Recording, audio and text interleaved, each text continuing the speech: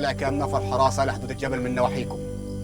مش عايزين حد يدخل وسطنا، ولو الحكومه عرفت ان في حشيش ممكن يتزرع هنا هتلاقي الطيارات فوق راسنا والجيش هينزل يحوطنا من كل ناحيه وهنروح بداهيه كلنا. همنا بيننا وبين بعضنا مقدور عليه، لكن لما الهم ده يجينا من بره هيبقى خطر وهيحطه فوق راسنا كلنا. كل واحد منكم يا رجاله عارف مكانه زين. انا عاوز الحراسه تحوط الجبل طول الليل من غير اي حد ما يحس بيكم. فاهمين يا رجاله؟ فاهمين يا كبير. طب يا ناجي جرالكم ايه يا علي حسان؟ لو انتوا تعاركوا معانا ولا ايه؟ صبرك يا همام، هتعرف كل حاجه دلوقتي. مناع قصر الكلام يا همام وقطع فرطه. انت تطلع كام نفر حراسه لحدود الجبل من نواحيكم. مش عايزين حد يدخل وسطنا. اغراب زي اللي انت دخلتهم يا همام. اغراب ايه؟ مفيش اغراب ولا حاجه. ده واحد صاحبي من الخواجات، ولو عايز تعرف جاي لي ليه اقول لك. انا ما يهمنيش. جايب لي قنابل ممكن تهدي النجعب اللي فيه. قنابل؟ اهو ده اللي كان ناقصنا هو كمان. اسمع يا همام، همنا بيننا وبين بعضنا مقدور عليه، لكن لما الهم ده يجينا من بره هيبقى خطر وهيحطه فوق راسنا كلنا. خطر ايه اللي محوطنا ده؟ الحكومه بتفتش نواحي الارض الجديده، بدهم يعثروا على اي دليل يوصلهم لغايه هنا. افهم؟ ولو الحكومه عرفت ان في حشيش ممكن يتزرع هنا هتلاقي الطيارات فوق راسنا والجيش هينزل يحوطنا من كل ناحيه وهنروح بداهيه كلنا. فهمت؟ جيش؟ طب والعمل ايه دلوقتي؟ احنا نبني عشش وخيام في ارض جديده ونقعد هناك.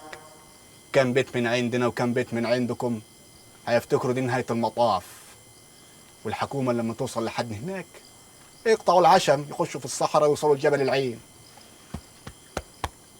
فكرة زينة يا مناع. أنا معاك يا كبير في اللي بتقوله، وأدي يد أهي، حطها في يدك. اللي بيني وبينك يا همام كبير، أكبر بكثير من أن أحط يدي في يدك.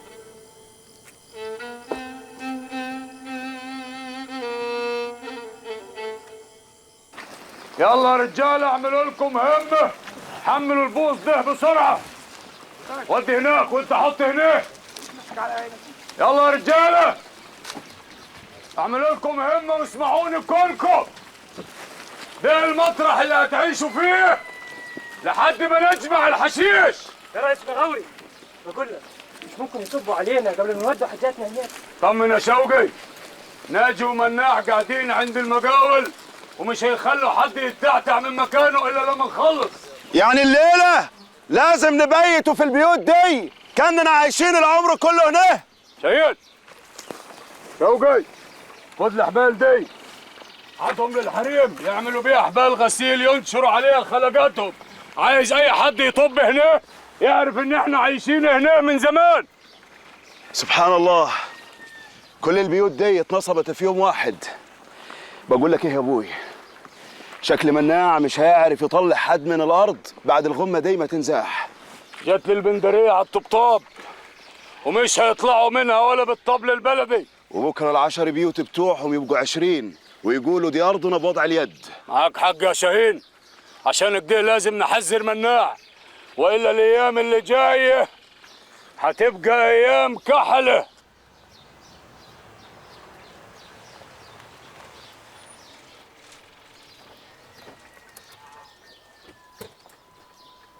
يلا يا رجاله هموا شويه بالوكل خلي الناس تتغدى. ربنا يكرمك يا مناع بيه. مناع بيه متوصي بيكم في اللحمه قوي. والله طالما مالك توكل فيهم ما ينفعوا أبدا ولا يخلصوا شغل. لا حب على قدكم، انا عايز البيوت دي تخلص قبل الشتاء اللي جاي. احنا فين والشتا فين؟ مش حكايه مباني وبس يا باش محاسب، في تشطيب محاره وسباكه واللازم منه. انت خايف ليه كده من الشتا يا مناع بيه؟ ابدا، عايز امن اهلي وناسي، اعمل لهم حاجه، ابني لهم بيت من الخرسانه والطوب. انا بالحق فين اهلك دي؟ انا بقالي كتير ما شفتش حد منهم. بتسال ليه يا باشمهندس؟ عايز اشوف العيله اللي ليها راجل زيك عاتل همهم وبيسعى لصالحهم. ما هو لولاهم برضك ما كناش عمرنا الارض دي وزرعناها وجالنا خير، وكلنا وبعناه وكسبنا والحمد لله. يعني هم قاعدين هنا في العزبة؟ بعيد على حدود ارضي مع الصحراء.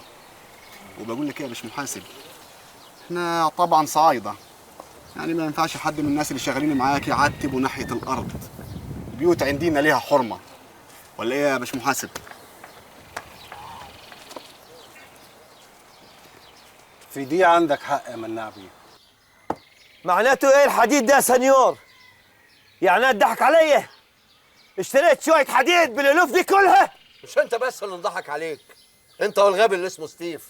والدليل اهو، دي المفروض انها قنبله، اول ما بتنزع الفتيل كده اهو وترميها. حاسب حاسب حاسب يا سنيور، هتفرجع فينا وتموتنا.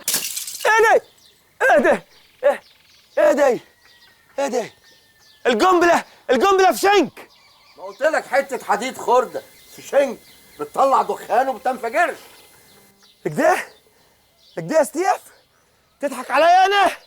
يمين بالله ما مهملك غير لما ترجع لي فلوسي. يمين بالله يا ستيف ما مهملك غير لما اقتلك.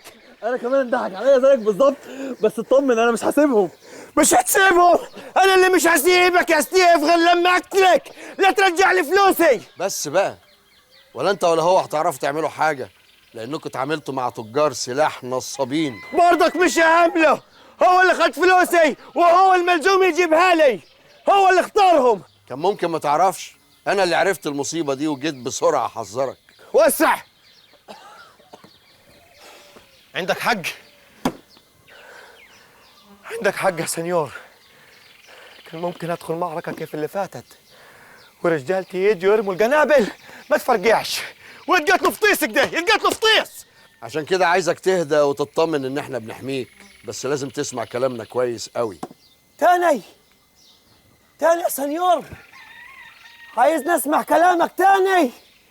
لا، انت المرة دي اللي هتسمع كلام انا عمام البنداري يا سنيور، كبير عيلتي. دلوقتي بقى مفيش حاجه اسمها عيله حسان وعيله البنداري، النجع كله بقى عيله واحده وفيها ملك واحد بس، هو مناع، وانت هتبقى الوزير بتاعه.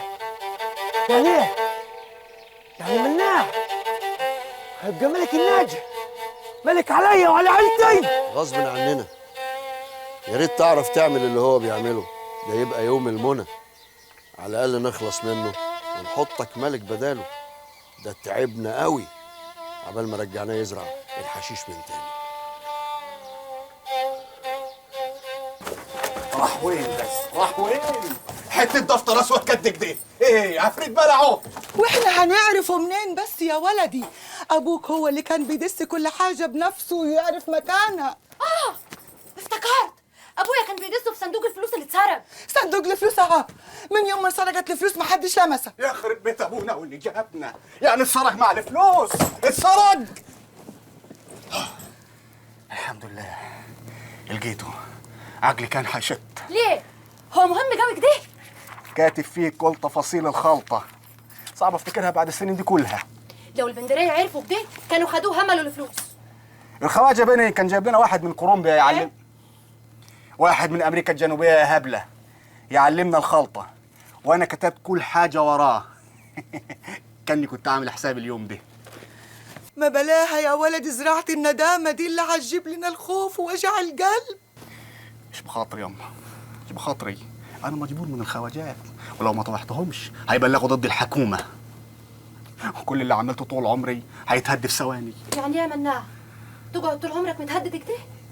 طول ما هم محتاجين لي ما هيقدروش يعملوا حاجه، وبامر الله هيجي اليوم اللي اخلص منهم ومن ابوهم. اعمل ايه؟ ما قدرش اتحامى في الحكومه. ان شاء الله يا ولدي ربنا هينصرك عليهم.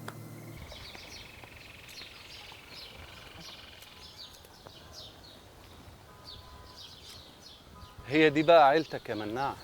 ولا حركه. اوعى تضرب مكانك. اوعى تضرب، ما تضربش. بتبصص على النسوان؟ انت مش عارف انا مين؟ مين يعني؟ انا المحاسب بتاع المقاول. محاسب؟ والله العظيم. الحياة يا بابا انت عبصت علينا. اقفل خشمك منك ليه؟ خلاص. في ايه شايل؟ لقيته واقف بيتجسس علينا من غايه ابوي. الراجل قليل الحياه ده كان متداري وسط الدرع هيبص عليه. خلاص يا نفيسه روحي.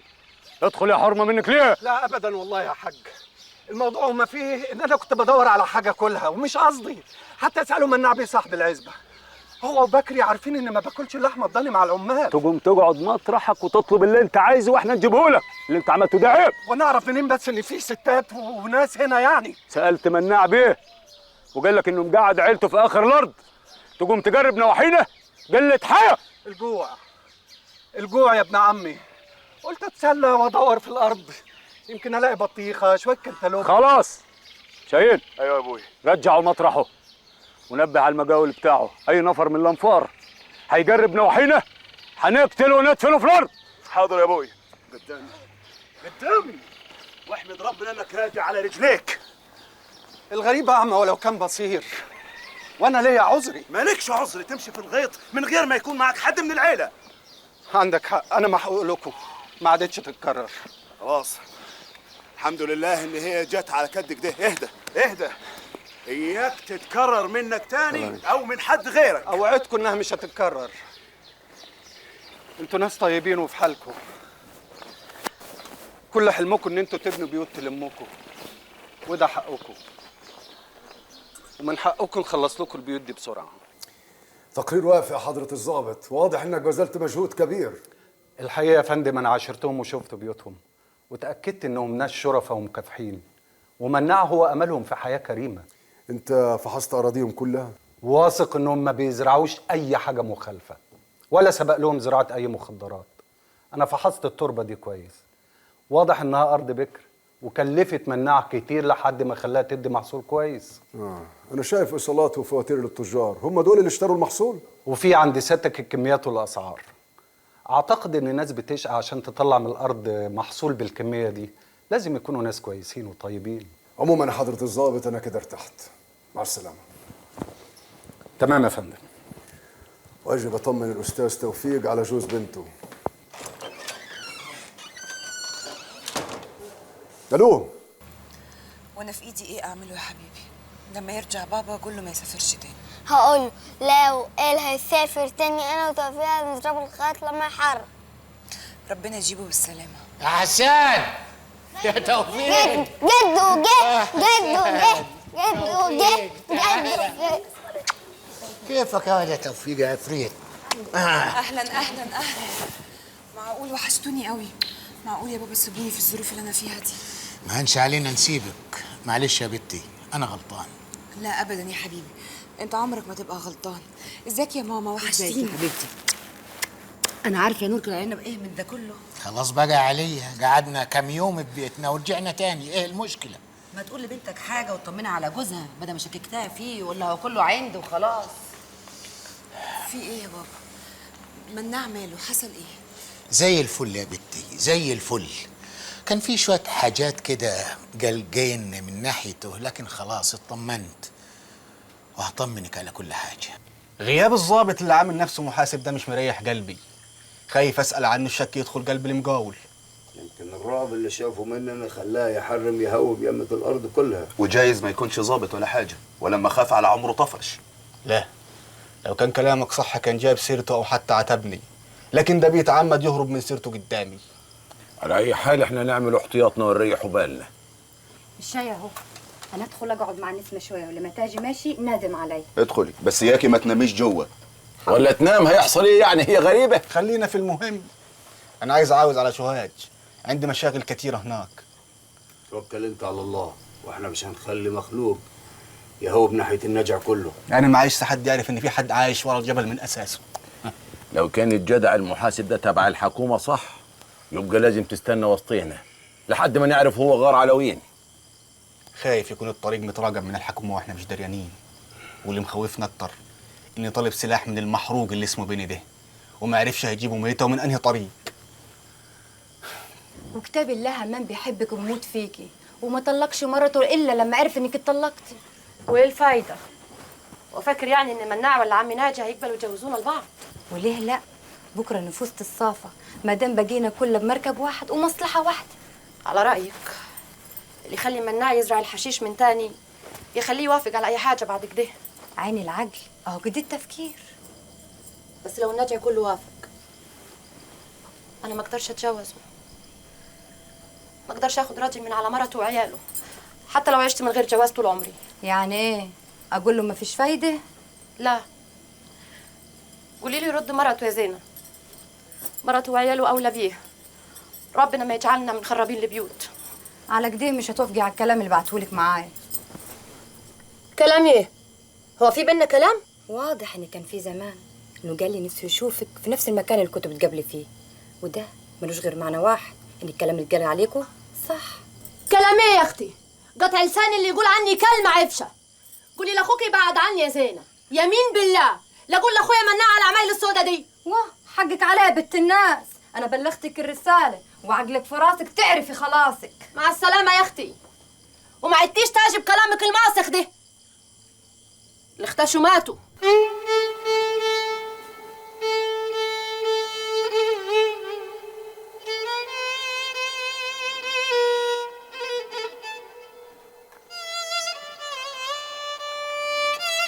اللي ناقصه حاجه يا رجاله يتكلم، الوكل كتير وخربنا كتير.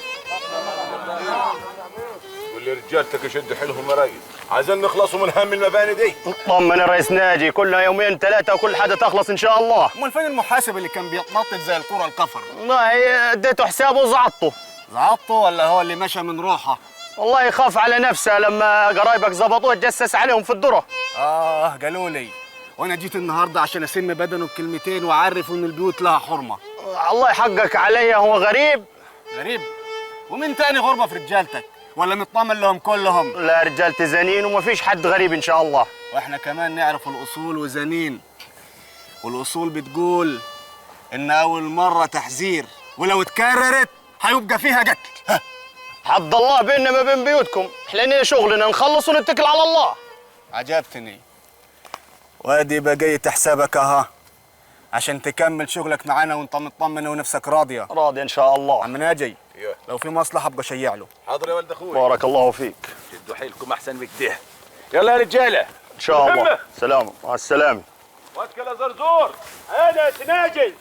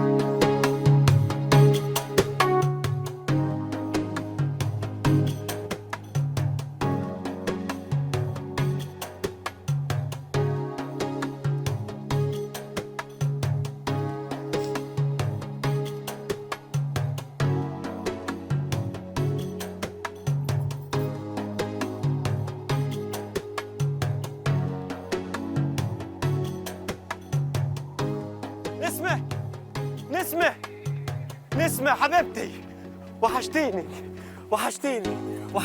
قوي، وحشتيني قوي. كده يا همام، انا غلطانه اني جيت لك. ليه تقولي كده؟ طب ده انا حتى جيت قبل منك، بس كنت براقب المكان لا يكون حد شايفنا ولا حاجه. ما تخافش، انا واعيه زين، انا مش ناقصه حد يتكلم عني تاني.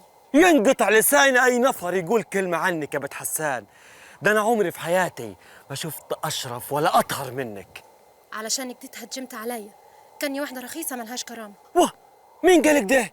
طب ده اللي انت ما تعرفوش يا نسمه ان كرامتك عندي اعز واغلى من كرامتي. لو كلامك صح كنت صنت حرمتي. حاولت يا نسمه، حاولت لكن ما قدرتش اشوفك في حضن راجل تاني يا نسمه. انا طول عمري عارف ان انت ملك لوحدي، والدليل على كلامي ده ان ربنا حفظك ليا. وانا ربنا حفظني ونسيك انت؟ كفايه ان ربنا حفظ قلبي وما دخلتوش واحده غيرك.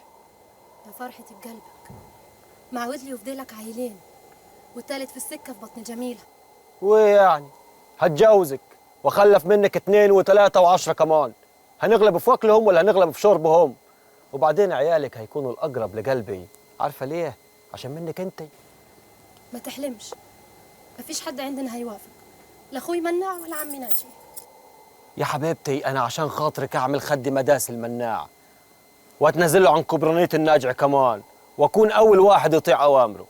خلاص منك ليهم تصطفوا، بس خد بالك مناع اخوي اهون بكثير من عمي ناجي، وعايزاك لما تشوف اخوي تبقى تقول له على العشره اللي كانت بينكم علشان قلبه يحن ويوافق. يا نسمة يا حبيبة قلبي، أنا المهم عندي رضاك أنت، وإن كان على مناع حمليه علي، مالكيش أنت صالح، أنا أعرف كيف أقنعه.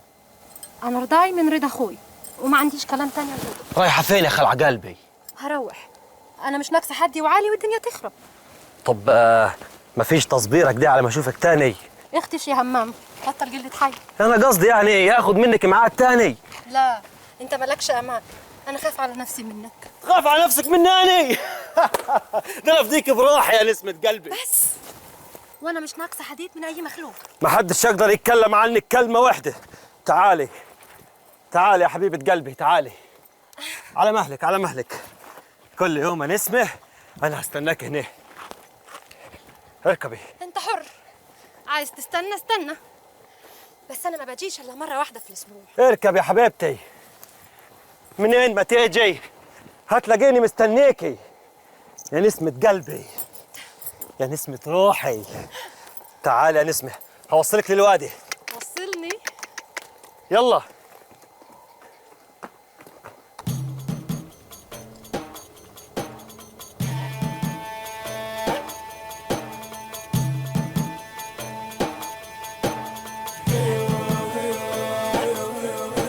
السلاح دي لا يمكن يدخل لعيلة حسان حتى لو هيطير فيها رجال. لا اله الا الله، ده ايه الحديث الماسخ ده؟ ما بقاش الا انت يا شوقي عشان تتكلم نيابه عن البندريه. ما دام كبرنا مش موجود، اي راجل من العيله يدافع عن حقه. هو كان حد داس لكم على طرف؟ افهموني كلكم، السلاح ده مش للقتل، السلاح ده عشان نحس بالامان ونحمي نفسنا من الغدر والغدارين. وانا بالنيابه عن العبايده كلهم بقول ان السلاح ده مش هيدخل النشا الا اذا توزع علينا واحد بواحد. السلاح قدامكم اهو، واللي يقدر على ثمنه يشتريه. وعايل لي الحديث ولا لا؟ السلاح ده سلاحنا وجاي لنا مخصوص ودافعين حقه بالمليم. وكتاب الله ما يكون السلاح دي هيتقسم علينا يا اطلع برا النجي.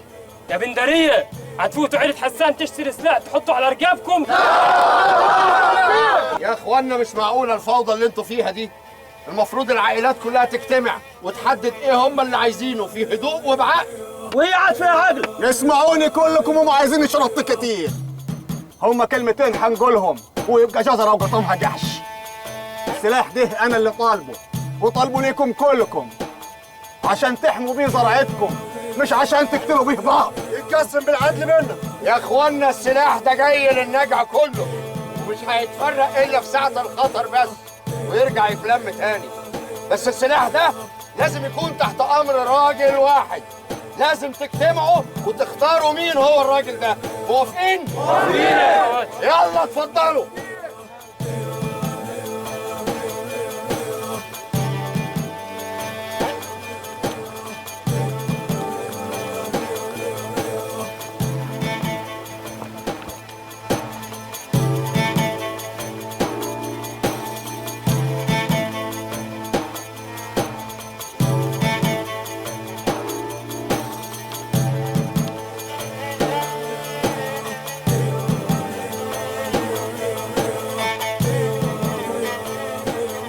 نجتمع من غير كبرنا يا شوقي، استعجلوا من عند الجبل.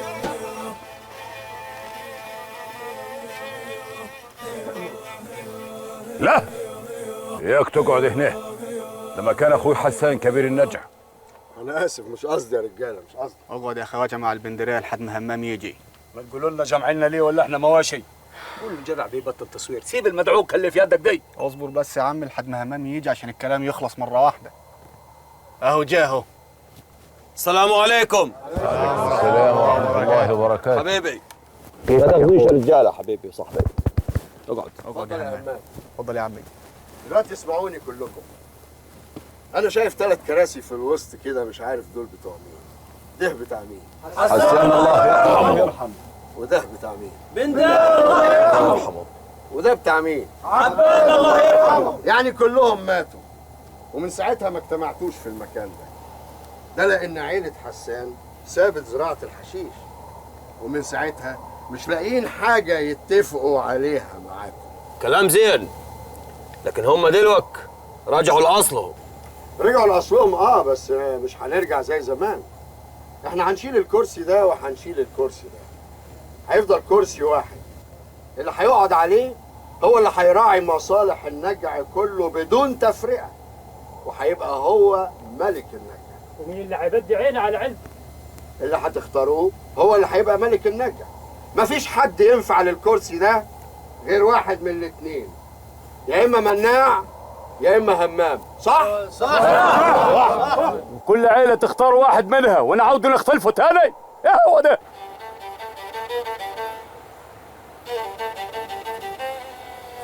وايه رايكم؟ انا بنفسي اختار مناع يكون كبيرنا، يكون ملك النجع كله. بس بطلوا حديث. كلنا عارفين قيمة مناع، هو الوحيد اللي بيعرف يطبخ الطبخة ويبيع الحشيش، وفوق ده وده عقله صاحي وواعي ومتعلم وحقاني. بالساعة دي يا مناع هتكون انت كبيرنا وملك الجبل. يعيش مناع ملك النجع. يعيش مناع ملك النجع. يعيش مناع ملك النجع. يعيش مناع ملك النجع. أول هام بشكر صاحبي همام اللي فضلني عن روحه، وتاني هام لازم نصفي النفوس، وقبل ما ابقى كبيركم كلكم ونبقى عيلة واحدة لازم اجيب حق المظلوم. سيعلم الذين ظلموا أي منقلب ينقلبون. صدق الله العظيم. تقصد ايه يا كبرنا كلنا؟ اقصد ان العبايدة راح منهم 25 نفس غدر من البندرية، وانا حكمت على البندرية ونيابة عنهم همام يدفعوا 1,000,000 جنيه دية. ده اذا سمحوا العبايدة وجيب الدية ويستسمحوا. وانا نيابة عن العبايدة بقول اننا موافقين على حكمك يا كبير النجع. يقولك يا صاحبي هترضى بحكمي ولا بلاش منها الكبرانية من أساس، وتفضل كل عيلة على حالها نفوسها طفحة المرار وشايلة الطار.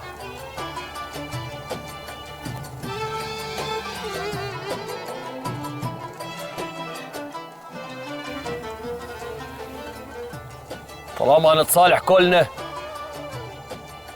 أنا موافق، هدفع الدية وأنا قدامكم كلكم بقول للعبايدة أنا محقوق لكم والمسامح كريم.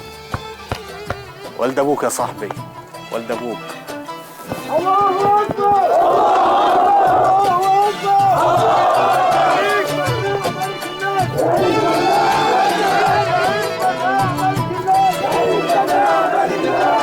النجع.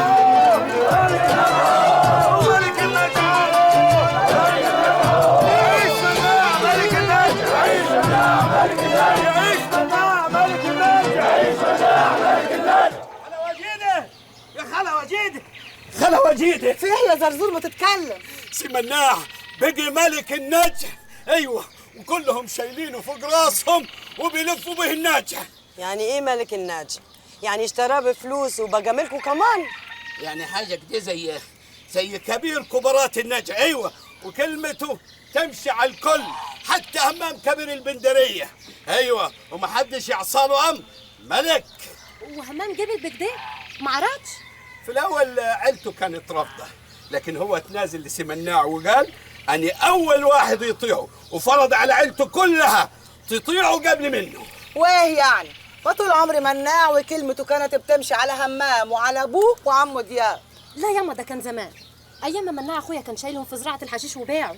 ما هو ما دام رجعنا نزرع الحشيش من تاني يبقى الكل لازم يطيعه، يعني مش جميله ولا حاجه.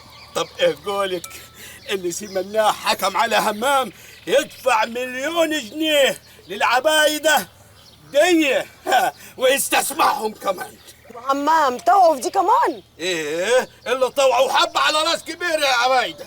لا ده يبقى الحكاية فيها إنا. لا ياما اسأليني أنا، لا إنا ولا حاجة. ده حتى همام طول عمره بيحب مناع وبيسمع كلامه من واحنا صغيرين. مستغرب ليه مناع من اللي أنا عملته؟